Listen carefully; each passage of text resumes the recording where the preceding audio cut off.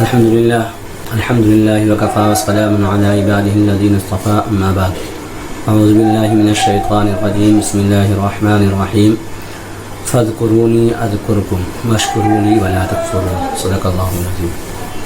بھائیو، دوستو، بزرگو، جس طریقے سے انسان جسمانی اعتبار سے بیمار ہوتا ہے تو اس کے لیے ڈاکٹروں سے رابطہ کرتا ہے اور اچھے سے اچھے ڈاکٹر سے جا کر ملتا ہے تاکہ اس کے جسم صحیح رہے، اور اس ڈاکٹر کے تجویز کے مطابق وہ اپنا کھانا پینا یہاں تک کہ دوا علاج جو کرتا ہے تو ہر چیز پہ اس بات کا خیال رکھتا ہے کہ ہمارے ڈاکٹر نے ہمیں کیا کہا ہے، اسی اعتبار سے کام کرتا ہے تاکہ اس کا جسم ٹھیک رہے۔ جبکہ جسم سے بھی زیادہ قیمتی چیز انسان کے اندر جو ہے وہ اس کا روح ہے۔ روح کے نکل جانے کے بعد انسان کے ہاتھ، پاؤں، آنکھ، ناک سارے اعضاء موجود ہوتے ہیں لیکن وہ کسی کام کا نہیں۔ تو اصل چیز جب روح ہے تو روح کا بھی علاج کا ہمیں فکر کرنی چاہیے۔ جس طریقے سے جسم بیمار ہوتا ہے اسی طریقے سے روح بھی بیمار ہوتا ہے۔ تو روح جو بیمار ہوتا ہے تو فرمایا اللہ رب العزت نے کلا بل رانا کہ دلوں کے اندر بھی جنگ لگ جایا کرتا ہے۔ تو اس جنگ کی صفائی اور اس کے علاج کیا ہے؟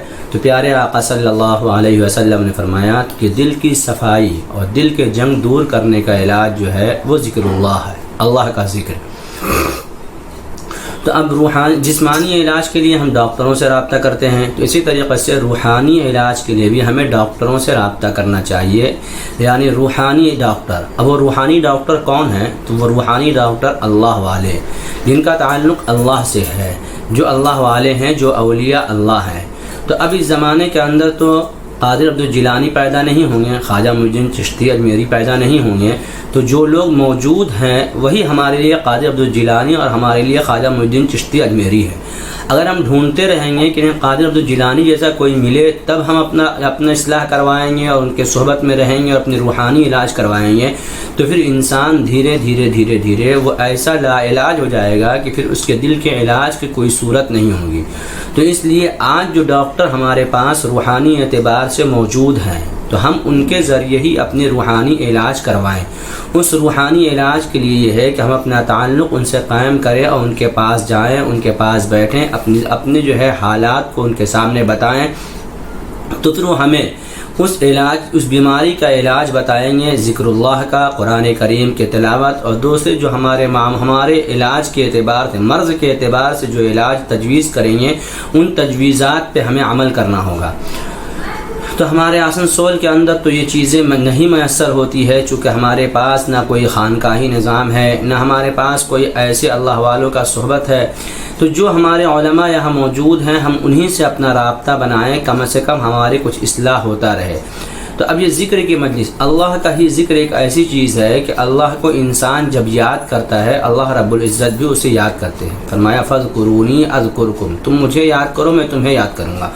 دنیا کی کوئی طاقت ہی ایسی نہیں ہے کہ جس وقت اس کو یاد کیا جائے اسی وقت وہ بھی اس کو یاد کرے، یہ بات ناممکن ہے۔ کبھی کبھار اچانک ایسا ہو جائے وہ الگ بات ہے، ورنہ یہ بات ممکن نہیں ہے کہ جس وقت ایک آدمی کسی کو یاد کر رہا ہے اسی وقت دوسرا بھی اسے یاد کرے۔ لیکن اللہ رب العزت کی ذات ایسی ہے کہ جس وقت اسے یاد کیا جائے اس وقت اللہ بھی اسے یاد کرتے۔ اگر انسان تنہائی میں یاد کرے تو اللہ بھی اسے اپنے تنہائی میں یاد کرتے ہیں، اور اگر مجمع میں ذکر کرتا ہے تو پھر اللہ رب العزت اس سے بہتر فرشتوں کی مجلس اور مجمع میں اس کا تذکرہ کرتے ہیں۔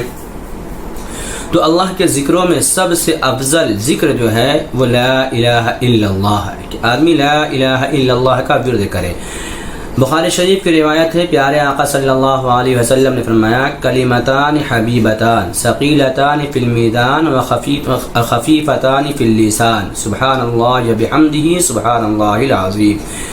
بخاری شریف کے اندر پیارے آقا صلی اللہ علیہ وسلم کی روایت موجود ہے کہ زبان پہ بہت ہلکی پھلکی ہے اور میزان میں یعنی وزن میں بہت وزنی اور بھاری ہے۔ جب میزان تولا جائے گا وہ کلمات کیا ہیں؟ فرمایا سبحان اللہ وبحمدہ سبحان اللہ العظیم۔ یہ اتنا وزنی کلمات ہے کہ کل قیامت کے دن جب اعمال تلیں گے تو یہ وزن میں بھاری ہو جائے گا۔ اس لیے پیارے آقا نے زبان پہ ہلکا پھلکا ہے، پڑھنے میں کوئی مشکل نہیں ہے، تو اس لیے اس کے پڑھنے کی بھی عادت ڈالنی چاہیے اور چلتے پھرتے اٹھتے بیٹھتے پڑھنی چاہیے۔ اور اس کے ساتھ ساتھ استغفار کی کثرت. استغفار کے بارے میں اللہ رب العزت نے فرمایا، اس کے فوائد بیان فرمائے، فاستغفروہ یمددکم باموال وبنین، کہ اگر اس کثرت کے ساتھ اللہ رب العزت کے استغفار کیا جائے تو اللہ تبارک و تعالی اس کے مالوں میں بھی اضافہ فرماتے ہیں اور اس کے اولادوں میں. فاستغفروہ یمددکم باموال وبنین، ان کے مال میں برکت ہوتے ہیں اور پھر ان کے اولاد میں ہی برکتیں اللہ رب العزت عطا فرما دیتے ہیں. تو اس لیے استغفار کی کثرت کرنی چاہیے. ہمارے ہاں اس کا مزاج اور اس کا ماحول نہیں ہے تو ہمیں یہ انوکھا چیز لگتا ہے کہ ذکر کی کوئی مجلس ہو.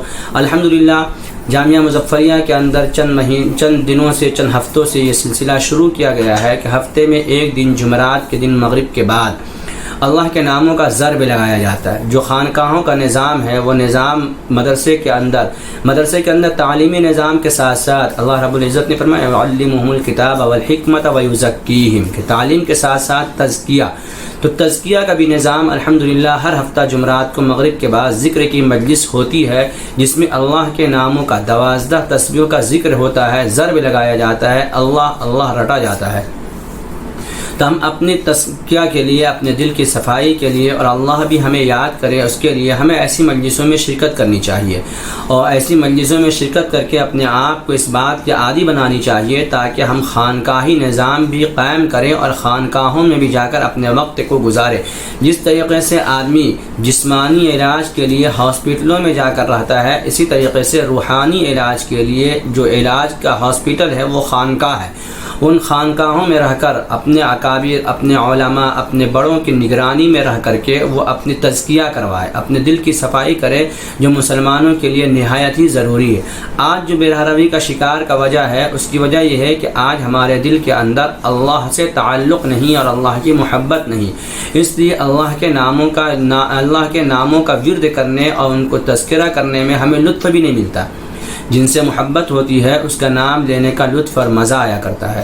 تو اگر اللہ کی محبت ہمارے دل میں بیٹھ جائے گی، تو چونکہ محبت اس لیے نہیں بیٹھ رہی کہ ہمارا دل گناہ کرتے کرتے یہ سیاہ ہو گیا اور اس کی صفائی کا ہم نے کوئی علاج شروع نہیں کیا، اور اپنے اس کی بیماری کا علاج کے لیے کسی ڈاکٹر سے تعلق قائم کرنا بھی ضروری نہیں سمجھا، جس کے بنا پہ دن بدن ہمارے دل اور سیاہ ہوتے چلے گئے کہ اب گناہ کے طرف راغب زیادہ اور اچھے اعمال سے دوری زیادہ ہونے لگی. تو اس لیے اپنے دل کی پاکی اور اپنے دل کی تزکیہ کے لیے اپنی جسمانی بیماری کا جس طریقے سے فکر کرتے ہیں، اسی طریقے سے روحانی بیماری کا بھی فکر کر کے اپنے اللہ والوں سے رابطہ قائم کرنا چاہیے اور ان کے پاس وقت دینا چاہیے. اپنے جس طریقے سے اور کاموں کے لیے وقت نکالتے ہیں، اسی طریقے سے بزرگوں کی صحبت میں رہنے کے لیے، ان کے خانقاہی نظام میں اپنا وقت لگانے کے لیے بھی اپنے اوقات کو فارغ کرنی چاہیے، تاکہ ہم جسمانی بیماری سے بھی اطمینان حاصل ہو جائے اور روحانی بیماری بھی ہمارا ختم ہو جائے. جب ہمارا روحانی بیماری ختم ہو جائے گا اور ہم روحانی بیماری سے چھٹکارا پا لیں گے، تو پھر ہمیں نماز میں بھی طبیعت لگے گی، ہمارا قرآن کریم میں بھی دل لگے گا، ہر کاموں میں اچھا لگے گا. اس لیے کہ ہم جب ذکر کرنے والے ہوں گے تو ہمارے دل کی صحیح صفائی ہوگی. تو فرمایا یہ ذکر، قرآن کریم کے تلاوت، یہ ساری چیزیں دلوں کی صفائی کا بہترین ذریعہ اور بہترین آلہ ہے. اس لیے ہمیں کم سے کم یہ تو ہو کہ صبح شام 3 تسبیح کی پابندی، سبحان اللہ، الحمدللہ، لا الہ الا اللہ، واللہ اکبر، اور درود پاک اور استغفار کی کثرت کریں، تاکہ ہمارے ساتھ جو حالات، جو پریشانیاں امت کے اوپر آئی ہوئی ہے، وہ حالات سے ہمیں نجات مل سکے، اور پھر اللہ رب العزت ہمیں پاکیزہ مجلس میں ہمارا تذکرہ کرنے والے ہوں. اس لیے کہ اللہ نے فرمایا فاذکرونی اذکرکم، تم مجھے یاد کرو میں تمہیں یاد کروں گا. تو میں جب اللہ کو یاد کروں گا تو اللہ مجھے اپنے فرشتوں کی مجلس میں ہمارا تذکرہ کرے گا، پھر ہمارے اوپر رحمتیں نازل ہوگی، پھر ہمیں وہ چین، سکون، راحت. آج جو ہمیں بے چینی میں رہتی ہے اور ہر وقت کہیں بھی اطمینان حاصل نہیں ہوتا، ہر وقت ہمارے دل کے اندر بے چینی، گھبراہٹ محسوس ہوتی ہے.